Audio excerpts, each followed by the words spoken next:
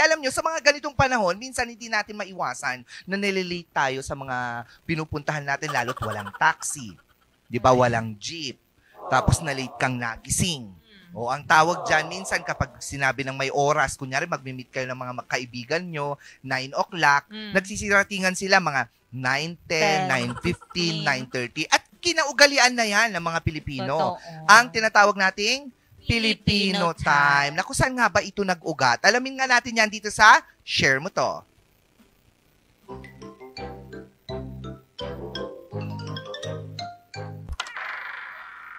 Late na naman si Bestie. As usual. Filipino time na naman daw kasi. Pero, kultura nga ba talaga yan o excuse lang? Noong panahon ng mga Kastila, sila lang kasi ang may relo. Tayo, aasa sa araw o kampana. So kung ang misa ay alas 8, baka magsimula yan ng alas 9 kung kailan lang nila gusto. Over time, nasanay tayong maghintay. Hindi natin pinili yan ha, itinuro sa atin. Sa ilang pagkakataon, naging parte na talaga ng kultura natin yan, besh. Sa handaan, normal ang late. Sa baryo, sanay ang hintayan. Pero hanggang saan ang kultura at kailan siya nagiging palusot? Una, kapag historical yung ugat. Like, during the Spanish colonization. Kasi, di ba, wala tayong relo. Kaya, tayo ang pinaghihintay. Kalawa, kapag community events, na-expected na late na ang start. Kasi, di ba, ang hirap namang maging maaga kung alam mo namang late na yung start ng event. Ikatlo, kapag informal gathering na parang ang awkward para sa pipa pag sobrang aga mo. Kailan naman siya nagiging excuse? Unang-una, kapag alam mo namang may control ka naman sa oras pero pinili mo pa rin magpahuli just because you want to. Ikalawa, kapag niloloko mo na lang yung sarili mo with the Filipino time kahit alam mo namang mali. Ikatlo, kapag ginagamit mo pa rin siya sa school, trabaho, o client meetings, besh, red flag na yan. Pero, syempre, hindi rin naman lahat ng late may kasalanan mo. Minsan, system fail lang talaga. Katulad ng delay sa pagbiyahe, ng baha. Tapos, syempre kapag dalawa na yung jobs mo, walong gawain at wala ng pahinga. Ang respeto, nagsisimula sa oras. So next time, tanungin mo, kultura ba talaga o ugaling kaya namang baguhin? Share mo to kasi time is gold daw, pero sayang kung lagi kang late. Ako personally, yung hindi mo sala na dalawa yung jobs mo, kasalanan mo. Kasi kung hindi mo kayang i-juggle yung time mo, bakit ka nagdalawang jobs? Dapat isa lang para hindi magkaroon ng sacrifice yung isa. Oo, there will be no sacrificial element. Sacrificial element. Diba? Ako, aminado ako. Aminado talaga ako na Filipino time ka. may Philippine, oo talaga. Ay, Especially totoo. kapag magmi-meet kami ng mga friends ko. Totoo. Ang usapan, 12. Dadating ako almost 1. Not because hindi ako gumising ng maaga, but because siguro isa sa mga factor na nakikita ko, matagal akong gumalaw. Tapos ang daming sa mukha. Ako personally, ayoko ng nalilate or ayoko ng Filipino time. Kasi nasanay din ako talaga na kapag sinabi kong ganitong oras, at least 10 or 5 minutes early, nandun na ako. Oo, kaya kahit na alam mo yung nag-antay ka na doon ng siguro mga 30 minutes, an hour, oo, pero basta nauna ako. Especially kapag na-invite ako sa mga events, like ikaw yung magja-judge, ganon.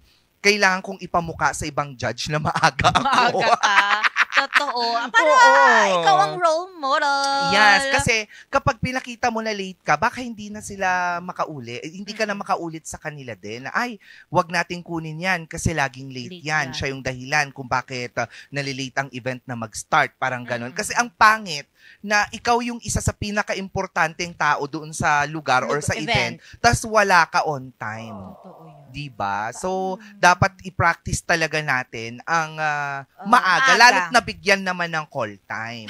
Oo, diba? yun Kapag lang. may call time tayo, kahit na mag-antay ka ng 30 or 45 minutes, at least nandun ka na sa location. Totoo. Para kahit papaano isipin nila, ay, ang aga niyan, ako, maganda ulit itong imbitahan. Oo, diba? Ganon. Oo, sorry po. Hindi na po mauulit. Sorry, ma'am.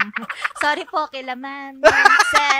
hindi na mauulit. Oo, pero kasi, kapag ganun kasi talaga, nakikitang wala daw discipline and respeto sa ibang time. Sa oras Totoo. ng ibang tao. Totoo. So dyan. actually, yung pagka-Pilipino time minsan, nagiging biruan natin siya, pero yun kawalan ng respeto kasi yun. Doon sa oras ng ibang Inilaan tao. din ng ibang tao. Kasi kung Para, maaga sila, tapos ikaw inaantay ka nila, paano yung extension ng meeting, kumbaga, meron ulit silang ganap after.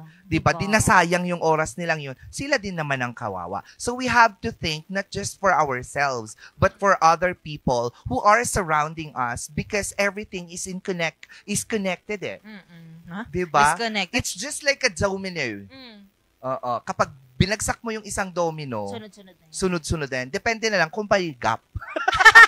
Hindi, pero totoo yan. Oo. Tsaka kapag, especially ngayon yung sa mga work and kung alam mo hindi mo na pinapakitang professional ka kapag kasi Exactly. talagang late ka lagi-lagi. Tama. Oo. Pero sabi nga ng napanood natin, may mga ibang dahilan. Oo. Like traffic Hindi naman- nga. Oo. Traffic or may baha. Oo. Pag yung baha talaga, wala kang magagawa dyan, oo. di ba? Or syempre yung Landslide. parang nangyari, landslide, Oo. tapos natakpan naharangan yung mo. daanan. Talagang Oo. sala na hindi mo na yun siguro kasalan. Pero yung Nature traffic, na. minsan ginagamit na rin natin ang traffic eh.